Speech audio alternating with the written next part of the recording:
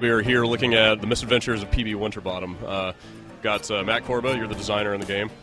So why don't you just start off by just telling us what the game's about, kind of sum it up in a nutshell. The game's really about three things. P.B. Winterbottom, silent film, four things maybe, delicious pie, and time travel. How to get the pie. Yeah. Basically, you play P.B. Winterbottom, who's a villain with the heart of gold, sort of set in this silent film universe. And he will stop at nothing to eat delicious pie. As will I. Yeah, I mean, who wouldn't? And so through his quest for pie, he causes all this mischief, and then he sort of stumbles upon a time portal and chases this magical chronoberry pie, which is very delicious, but also very sort of trickster pie, and sort of like plays around with Winterbottom. And he follows it through the portal, and now he's unstuck in time. So basically, the game works, you can clone yourself anytime you want. You have a record button, and you can hold it down and record all of your actions and create a time clone. And then you can fully interact with this clone. You can smack him around, you can create ladders out of yourself, and you can do all these time tricks. And really the only purpose of all this is to eat more delicious pie. So sort of going around playing with time, breaking the time-space continuum to eat delicious pie. Very cool. So you guys are hooked up with 2K now to put the game out, but you actually conceived of this project in an academic context. Can you tell us how that came about, you know, what went into it, and then how you transitioned over to the actual retail side? Sure. So the game started off as my thesis project at USC, and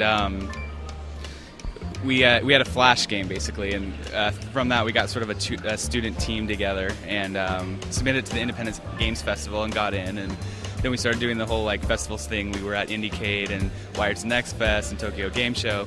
Started getting a bunch of sort of buzz and publisher interest, and so then we started going around and meeting with the publishers, talking about what we wanted to do and how we wanted to start our own company and make this sort of a game. And people love the idea, people love the game, people had different ideas on what they wanted to do with Winterbottom, but we went with 2K because they seemed the most genuine and they were going to allow us to do what we really wanted to do and support us.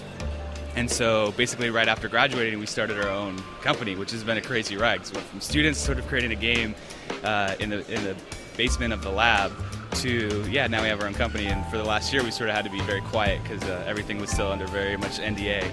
So we've been sort of working away trying to take our Flash game sort of prototype and flesh it out into a full 80-level Xbox Live sort of experience.